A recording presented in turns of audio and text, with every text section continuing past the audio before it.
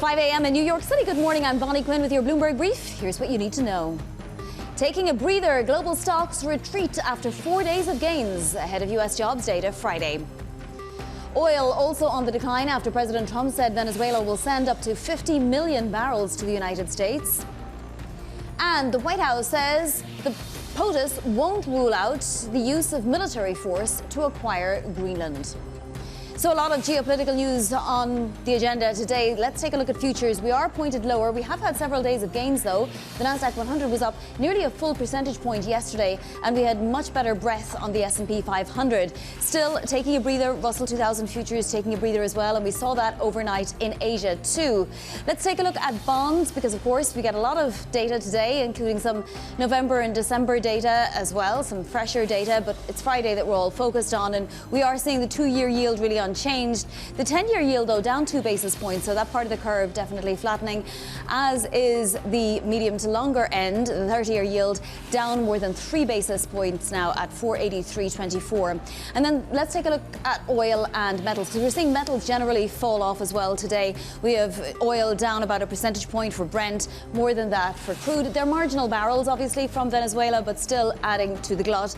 Gold down about 0.75%, still, though, very close to $4,500. Citigroup out with a call on copper today, saying it could reach $14,000 a ton by the end of this month. So a fascinating call from Citi there. All right, let's get to some individual stocks to watch. Over to London and Valerie Teitel. Valerie. Good morning, Ivani. You mentioned a lot of trades are retracing. One of them that is not retracing in pre-market is this excitement around critical metals. The stock is up over 9%, following a 4-day rally and a near 30% surge yesterday. Now, critical metals is a rare earth miner. One of its largest projects is in southern Greenland. So excitement about this stock continues as the Trump administration makes noise about acquiring Greenland. Next, let's move over to the pharma space. Ventyx Biosciences is absolutely surging in pre-market trade, up near 65%. Vonnie, this comes after the Wall Street Journal is reporting that Eli Lilly is very close to acquiring the company for $1 billion. Ventyx Biosciences works in one of the hottest spaces in pharmaceuticals, pills to treat diseases like Crohn's disease and arthritis. Wall Street Journal reporting a deal could be announced imminently.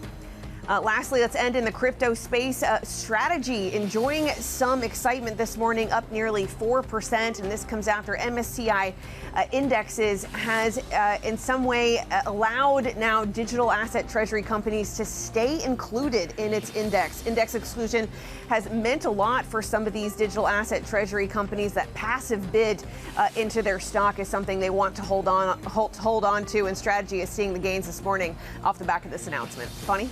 Valerie, thank you so much. Valerie Teitel there in London. And coming up this hour, we'll look ahead to this week's string of jobs data with Cayla Seder of State Street. President Trump ramping up his Venezuela oil push, posting on Truth Social that the nation's authorities will be turning over between 50 and 30 million barrels of high-quality sanctioned oil to the United States of America. Joining us now for more is Bloomberg's Stephanie Baker. So, Stephanie, this would seem to be the first in what might be a string of requests or demands or requisitions even from the United States. Do you imagine that we'll see more of that? Yeah, I think we will. I mean, from what it looks like and from some of my reporting, it looks like the U.S. did a deal with Venezuela's now president, Delcy Rodriguez, to allow U.S. oil companies to go into Venezuela while allowing the U.S. military to go in and capture Maduro and bring him to the U.S. And I think this is a really difficult, delicate balancing act that Delcy Rodriguez needs to strike, which is to keep Venezuela's hardliners on side while cooperating with the U.S. and doing deals with the U.S. on oil. And I think that remains to be seen whether or not she can carry that out. But I expect we're going to see more of that going forward. We see Chevron sending ships there to take the oil out. There's a blockade by the U.S. And there's been a backup of oil supplies that are filling up tankers and storage facilities in Venezuela. So they need a way to get the oil out. And so this is one interim agreement. I expect we're going to see more. Yeah, I mean, are we assuming a lot here that Delcy Rodriguez, for example, gets to hold on to power and that she'd even want to hold on to power if she needs to realign the whole philosophy of her country. Well, it does appear that, she realized there needed to be a compromise with the U.S., that Venezuela was facing a crunch moment with these U.S. carriers off the coast blockading Venezuelan tankers from leaving, and that this was the only way for the current regime to survive. But she, together with her brother, Jorge Rodriguez, who's head of the National Assembly, are very powerful political figures in Venezuela, but it's unclear the degree to which they will retain the support of the military and security forces, which are key to allowing U.S. companies to go into Venezuela, rebuild the oil infrastructure, and take oil out. Now, the U.S. has told Rodriguez to exclusively partner with the U.S. and, according to ABC, has also told her to cut ties with China, Russia, Iran, Cuba. I mean, will she comply? Would she, or anybody else for that matter, face repercussions for doing so?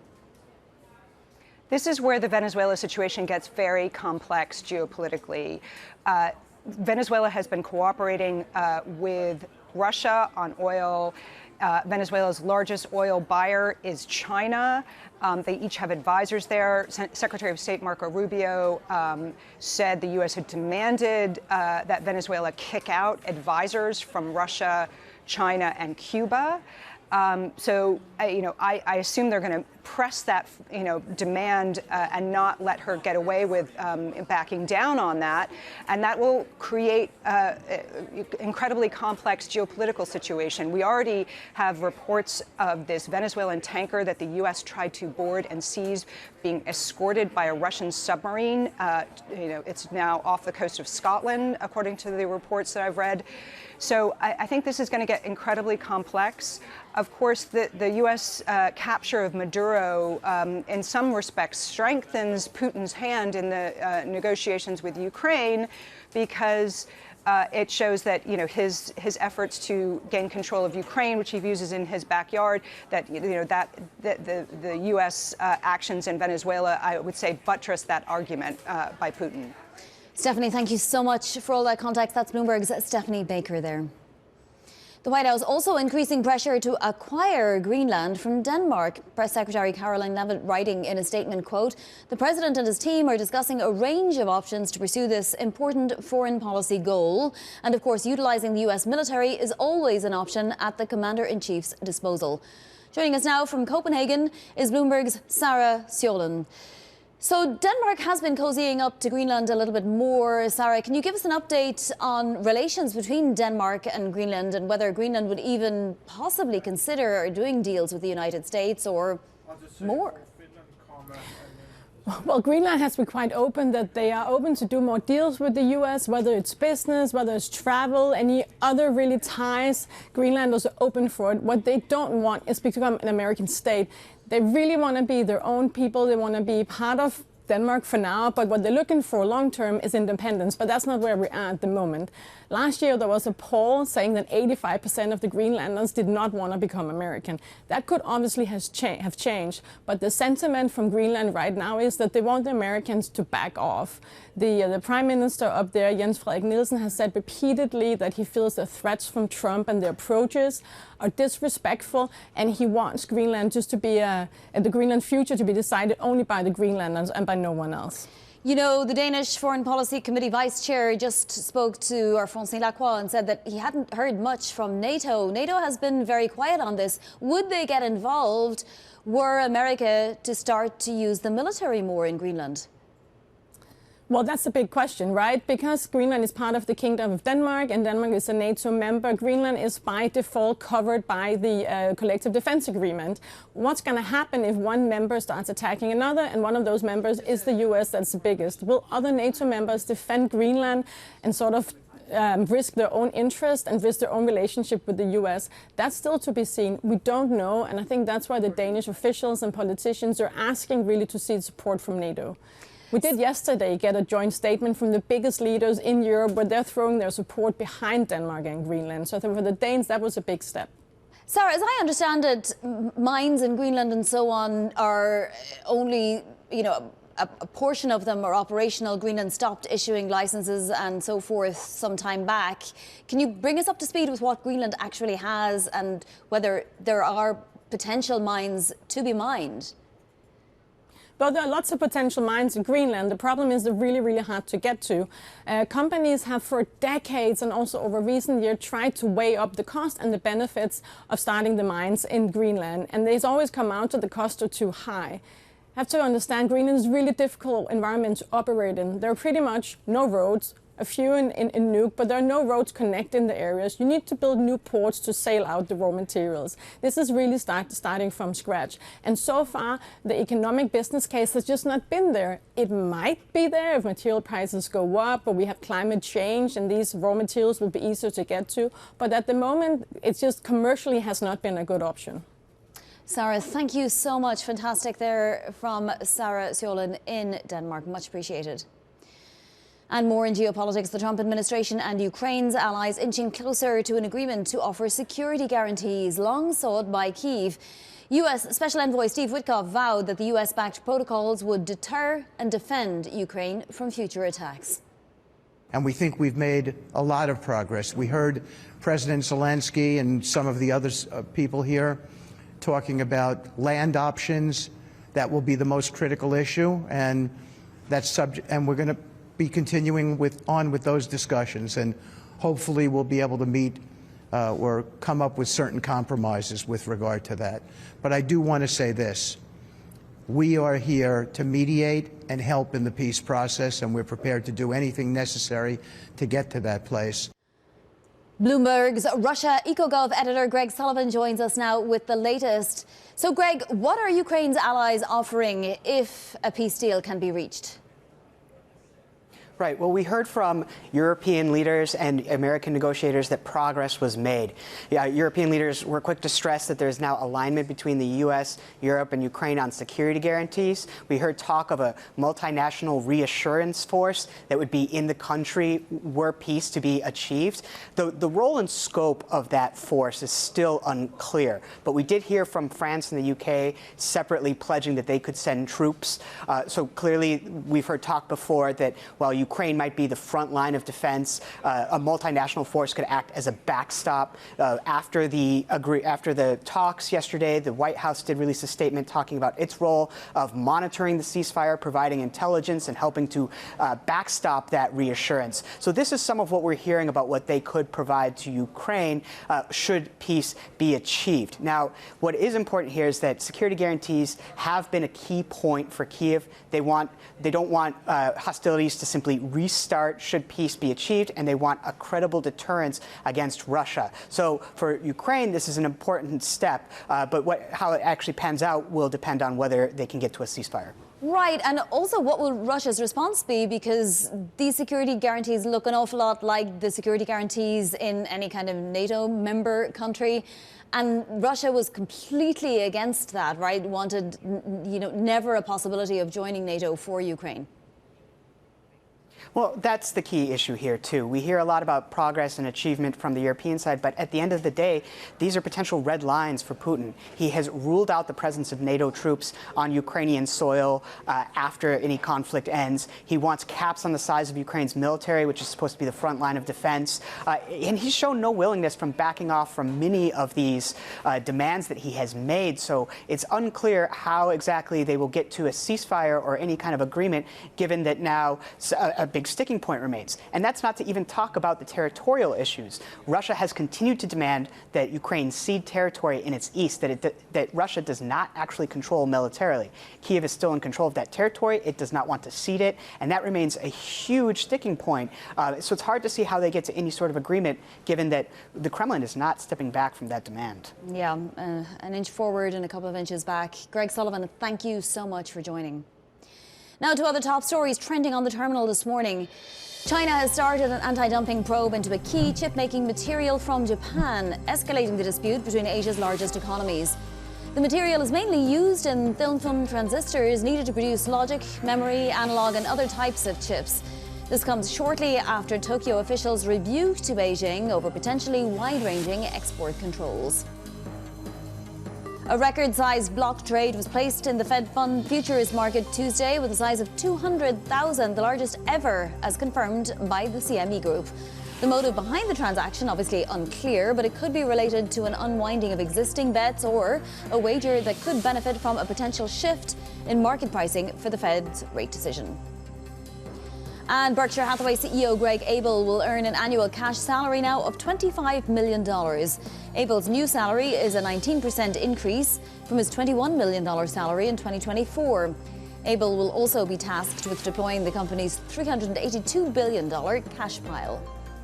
Coming up, Samsung warns of price hikes due to an impending chip supply shortage. More from our exclusive interview at CES next. This is Bloomberg.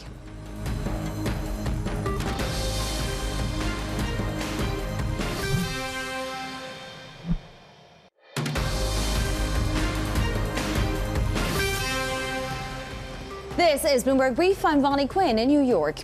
Las Vegas is buzzing with new AI product launches this week, while Samsung warns of surging costs from potential chip supply woes this year. Bloomberg's Cherry An sat down for an exclusive interview with the President and Chief Marketing Officer Wanjin Lee at CES. I think in 2026, there's going to be issues around semiconductor supplies, right? And it's going to affect everyone, not just Samsung. I think it's an industry-wide reality that we're going to see some supply issues with semiconductors. Right? So that will certainly have an impact on all the connected devices that we make with the memories and so forth. But I think we're in a better place than most of other constituents in the industry just because of the scale of the business that we run on a global basis. What will the strategy be if you need to implement those price hikes? Well, I think, and again, this is going to affect us the same way, right? When memory prices go up, it's going to have an impact on the price of products, right? So I don't think we're immune to those issues. When are we going to see that transfer? Prices are going up, even as we speak. So. Obviously, we don't want to convey that burden to the consumers, but we're going to be at a point where we have to actually consider repricing our products. So as we're seeing now these price hikes come through, not only in Samsung, but also, of course, among other device makers, what's your demand outlook for the year, especially given that companies like Samsung as well have suffered from tariffs last year? I'm a member of our digital experience division, where we make end products like mobile phones, TVs, and home appliances. These are industries that are expecting to see a modest growth. But I think just looking at our outlook of the business, I think we're going to be able to outpace the market. How will it compare to last year, especially given that it's a challenging base? You saw a lot of people preempting purchases because of the tariffs. I think we're going to be doing okay. I think we're more optimistic about the outlook of 2026 than what we have experienced last year. In what devices and sectors? Yes. In which sectors? Mobile phones. I think with the emergence of AI, I think people are looking at upgrading their products, be able to leverage the new technologies that are embedded into our products. When it comes to the price hikes, how difficult is it for you to market to customers? I can't say it will not have an impact, but obviously we're trying not to pass that burden to the customers as much as we can. Samsung Electronics President Wanjin Lee speaking with Bloomberg's Cherry An at CES. And more from Las Vegas throughout the day, including the CEO of Mobileye. That's at 11 a.m. Eastern. Coming up, the U.S. government assesses about 75 people were killed during the Maduro raid. A look at what's making headlines in your front page news next. This is Bloomberg.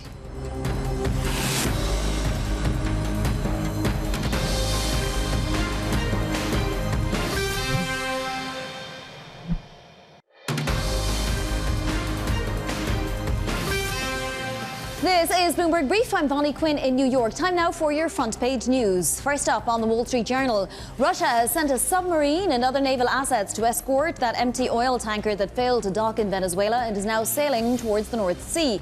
U.S. Coast Guard pursued the ship, formerly known as Bella 1, into the Atlantic. It is now registered in Russia without an inspection, and Russia has asked the U.S. to stop pursuing the vessel. Next up, the Washington Post reporting about 75 people were killed during Saturday's military raid to capture Venezuelan President Nicolas Maduro, citing a government assessment. Dozens of fatalities resulted from a gun battle in Maduro's compound in Caracas.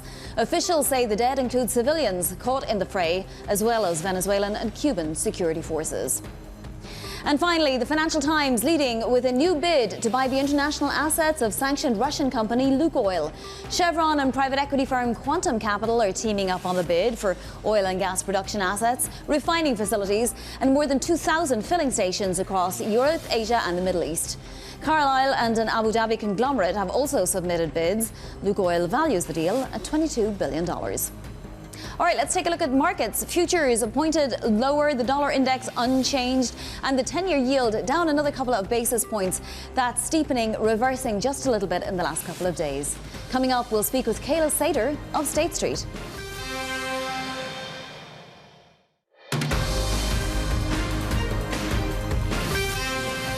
It's 5:30 a.m. in New York City. Good morning, I'm Bonnie Quinn with your Bloomberg Brief. Here's what you need to know. Taking a breather, global stocks retreat after 4 days of gains ahead of U.S. jobs data Friday. Also, oil on the decline after President Trump said Venezuela will send up to 50 million barrels to the United States. And the White House says POTUS won't rule out the use of military force to acquire Greenland.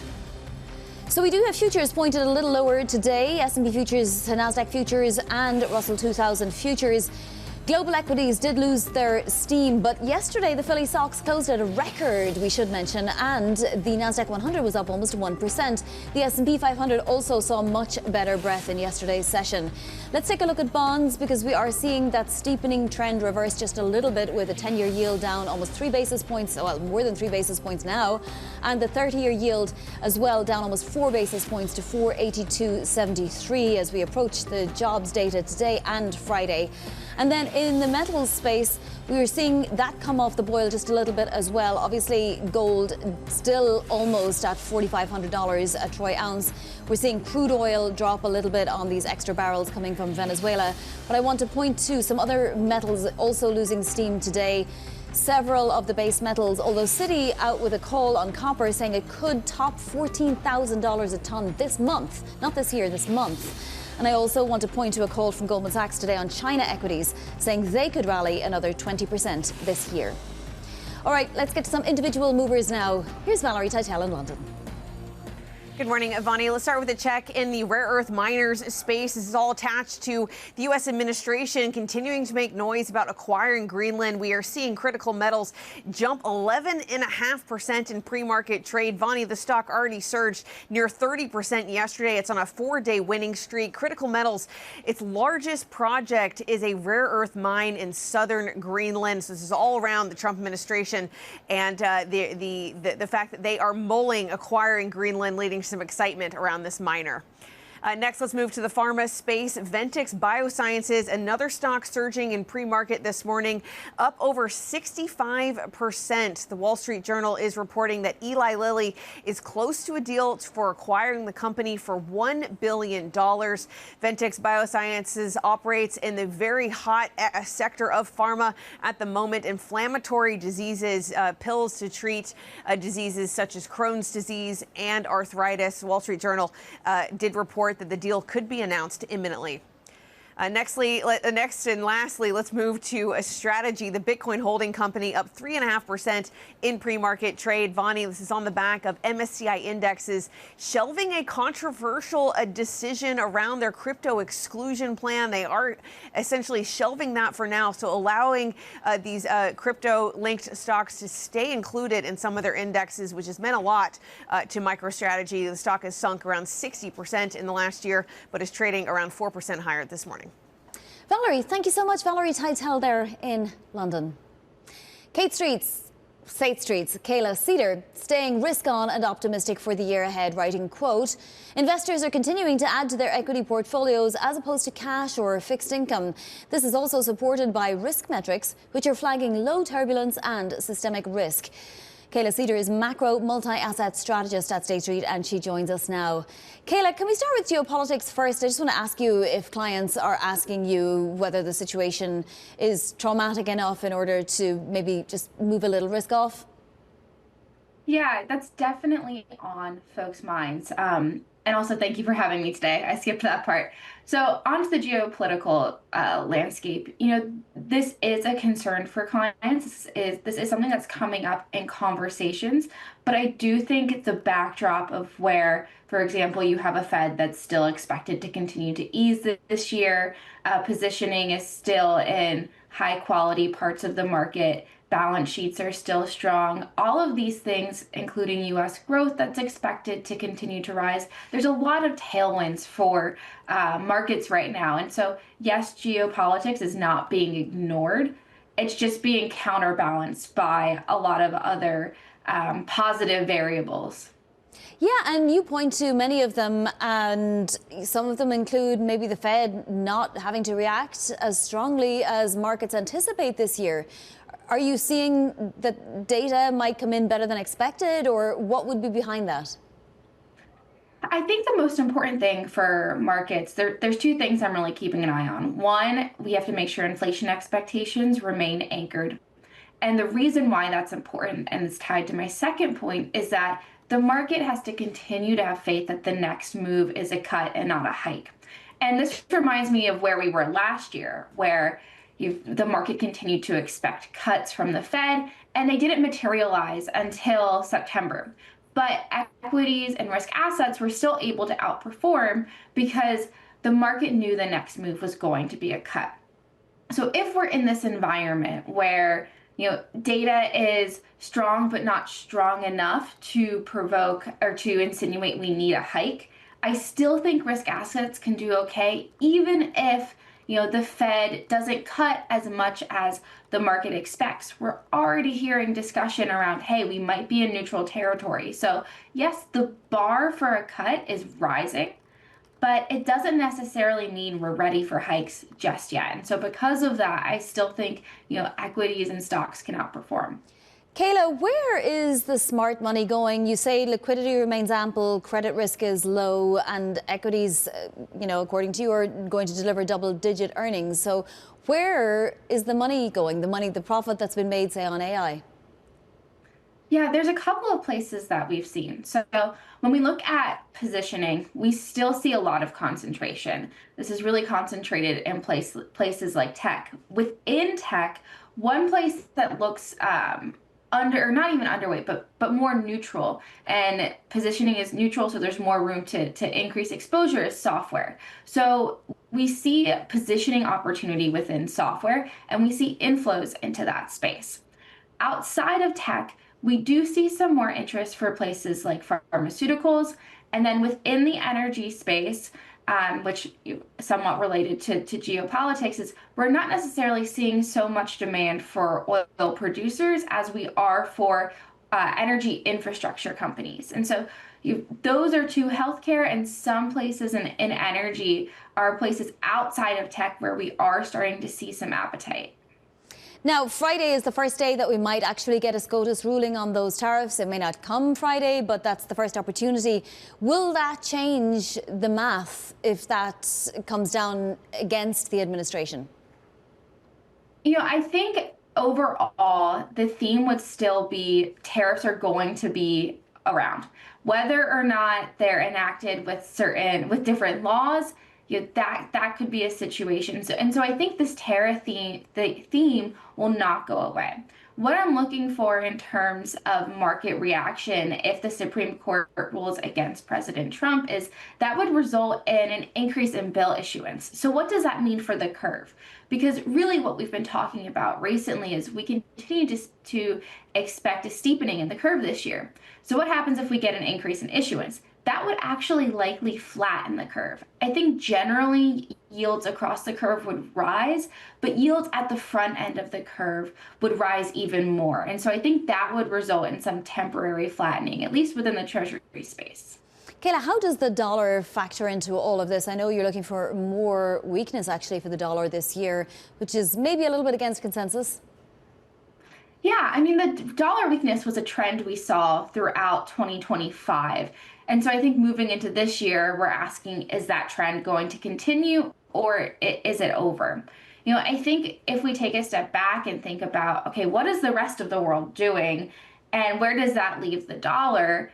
I still think we're in a case for dollar weakness this year, particularly because when we look at expectations for other central banks like the RBA, the ECB, the BOC, multiple other central banks are expected to hike rates. The exceptions really are the BOE and the US. And so that from a monetary policy perspective, that should continue to weigh on the dollar.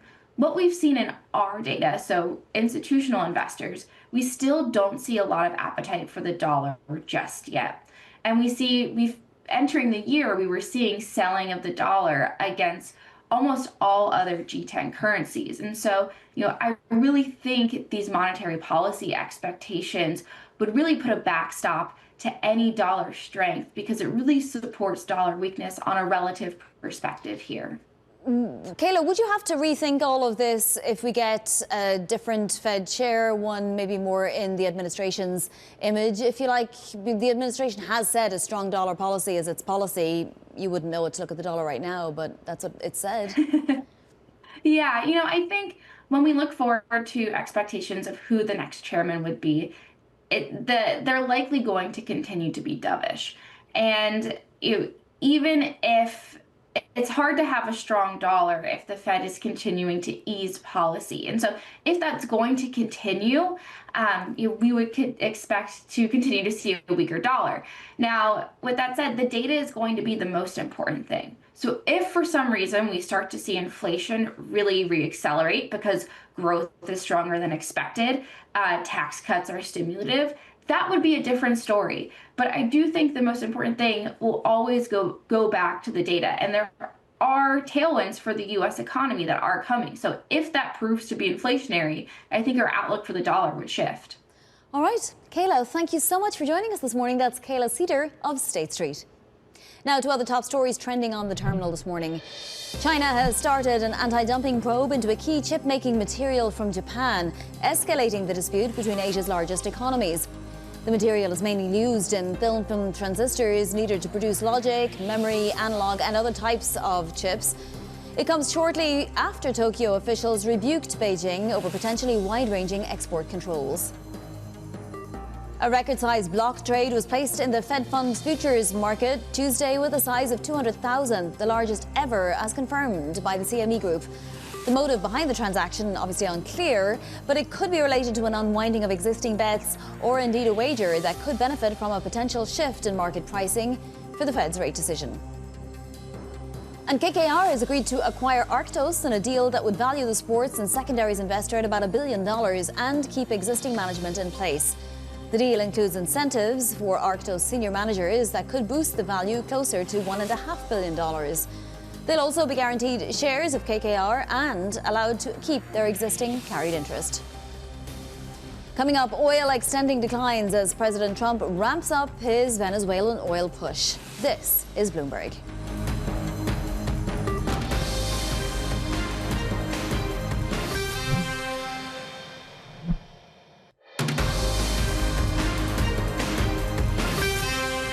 This is Bloomberg Brief. I'm Bonnie Quinn in New York. President Trump ramping up his oil ambitions. He posted on Truth Social, quote, "I am pleased to announce that the interim authorities in Venezuela will be turning over between 30 and 50 million barrels of high-quality sanctioned oil to the United States of America." Joining us now from Washington is Bloomberg's Kasia Klimashinska. So as we understand it, we're going to take possession of this oil, sell it on the open market, Kasia, and both countries are supposed to benefit. Do we have any more details? We know that the oil from Venezuela is flowing to the U.S. It will come to the U.S. Gulf Coast where we have refineries that have been built to process this high quality but heavy crude. And President Trump said the proceeds, which will be about $2.8 billion, will benefit both the U.S. and Venezuela. Since Trump introduced a blockade over Venezuela, the country has been struggling to ship its oil. It previously went mainly to China and Russia. And China, in fact, has already expressed frustration, calling this action pulling from the U.S. We know that Trump is very focused on Venezuela oil industry, which has been struggling. You know, in the 70s, Venezuela has been a significant oil producer. Now it's pretty much negligible, but Trump has said he wants to see the oil flowing. He wants U.S. energy producers to go into Venezuela, upgrade its oil infrastructure, and produce more. You know, Chevron, as we understand it, has lined up 11 ships to sail to Venezuela to export the country's oil. Obviously, Chevron has a temporary license to operate in Venezuela. Should we expect that other companies will get involved? That's a very good question. Chevron is really the only major Western producer left that is operating in Venezuela under a license that the U.S. Treasury has issued. Those other companies, they will most likely talk to Trump perhaps directly as soon as tomorrow or on Friday. They will also meet with Trump's Energy Secretary, Chris Wright, perhaps to also voice their concerns. Obviously, Venezuela is a very unstable country politically, and those companies would need some sort of assurances for their financial but also physical security. And also oil prices haven't been high. They are relatively low. They declined about 20% last year. So there is really no incentives for the companies to go in big. Kasia, moving to Greenland now, is there one voice coming out of Washington on this? We obviously have the press secretary saying Trump won't rule out even military force to acquire Greenland. But then the House Speaker, Mike Johnson, was doorstepped yesterday and said he didn't think it would be a good idea. Is everybody on the same page here? I would say we should mainly listen to Trump. This is clearly his idea that he's very much focused on. He said Greenland will be next. He will look into this issue in like maybe 20 days to 2 months. And he has expressed interest in acquiring the island for security issues, which of course is a big problem because Greenland belongs to Denmark and is part of NATO. Denmark has already voiced this concern that if that would be the case, if the US would take over the island, this would be the end of NATO. Yeah, we can see betting odds at least are going up, but they're still, you know, below 50%. On Ukraine, Kasia, have we seen a big breakthrough or is this just another inch in a long road? There have been talks in Paris yesterday. There will be more conversations today with the U.S. Special Envoy Steve Witkoff. Even Ukrainian President Volodymyr Zelensky said that there will be more conversations, especially about the territories and about the nuclear power plant Zaporozhye. Those are obviously the main areas of concern, disagreement. And we haven't yet really heard from Trump about those talks this week, which to me is an indication that there is a lot of details still to be ironed out. All right, Kasia, great to have you back. And thank you so much for joining us, Kasia Klimashinska there in Washington. While extending losses amid geopolitical uncertainties, joining us now is Bloomberg's Will Kennedy. So we're down a few cents, Will, but there is, you know, what Trafigura at least is calling a super glut out there this year. These $2.8 billion worth of barrels, what will they do to the prompt market, if anything? Probably not an enormous amount. It's obviously a very significant story from a political point of view and understanding what Trump's intentions are in Venezuela. But in terms of global oil balances, it's probably not an enormous event. As we've been saying repeatedly in recent weeks, Vonnie, Venezuela today is a relatively small part of the global oil market, producing just under 1 million barrels a day or around 1 million barrels a day. And that's in the context of a global production of more than 100 million barrels a day. So it's pretty marginal, but it obviously is important in setting the direction of US intentions towards Venezuela and its oil going forward. Well, how is there so much supply out there? I mean, we're hearing about flotillas of tankers with storage, you know, all around the world. And it doesn't seem like that oversupply is going away anytime soon. OPEC Plus can't even get back to where it was in terms of supply increases. No, that's right. I think it's been the convergence of a number of issues that we saw play out through last year, Vonnie, and they're mostly on the supply side. Demand remains relatively healthy and demand for oil globally is continuing to rise. What has changed is the supply is probably rising faster, and there have been a couple of things going on there. First of all, OPEC decided to increase production into this market because it was worried that it was losing market shares to non-OPEC producers in the US and elsewhere. Second, shale production has perhaps been stronger than people were expecting in the US. It's not rising as fast as it once did, but it's still strong and healthy. And finally, there is oil coming from new places, in particular other parts of South America, Brazil, Guyana, where Exxon has developed some very large discoveries recently, neighboring Venezuela. And you put all those together and there's a really healthy supply, and that's seen inventories rise and rise, and a lot of oil go onto ships, as you've described, Vonnie. So that will persist, but they always say that the cure for an oversupply is oversupply, and eventually prices will find a place at which it disincentivizes people to produce, and we should probably see that balance, the market come back into balance in the next couple of years. Will, when it comes to the Trump administration telling Venezuela to cut off all ties with, China, Iran, Russia and so on, what will China do for its oil? Can it just, rely on Russia, for example, for its oil? What about India? Where do all these countries get their oil from now? Venezuela is a meaningful supplier to China. China gets about something between 5 and 8% of its oil imports from Venezuela. We have Chinese companies operating on the ground there. But if the US was to follow through on this, if Venezuela was to comply with this demand, let's look at the market we've just described, where there's plentiful oil from several different sources. It would not be a challenge for China to get that oil from elsewhere. It might get a little bit more from Russia, for example. But of course, it would be a big political issue, because it would basically be saying to China, the US would be saying, you can't get your oil here, we're going to decide where you get oil. And China has already come out and condemned these comments and said that it amounts to bullying. So I think, again, this is a development in the oil market which might have more political significance than oil market significance. Yeah, exactly. Will, thank you so much. That's Bloomberg's Will Kennedy there in London. Coming up, we'll get you set up for your trading day. There's jobs data today and also Fed speak on deck. This is Bloomberg.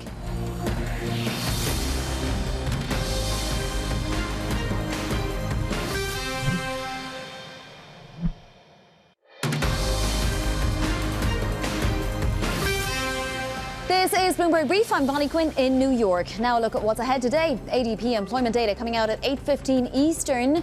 Then November JOLTS data numbers, they're out at 10 a.m. And Fed Vice Chair for Supervision, Mickey Bowman, speaks at 4 p.m. Let's take a look at some of your pre-market movers now. Critical metals gaining once again as the U.S. talks about acquiring Greenland. We have Michael Saylor's strategy up 3.6%. MSCI decided to keep digital asset treasury companies in their stock market indexes. And then Ventyx Biosciences up almost 70% now. The Wall Street Journal reporting Eli Lilly is in advanced talks to buy the firm for more than $1 billion. Let's take a look at the macro picture today, Wednesday, taking a little bit of a breather after a few days of gains, but yesterday, much better breath for the S&P 500, and it did gain about 0.2%. Crude oil slightly lower on these Venezuela headlines and just the oversupply, and gold coming off a little bit as well. That's it for Bloomberg Brief. Surveillance is right ahead. This is Bloomberg.